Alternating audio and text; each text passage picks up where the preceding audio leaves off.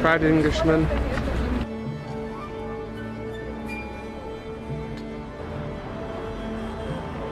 Which way did you vote, madam? I voted no. I hope I voted yes.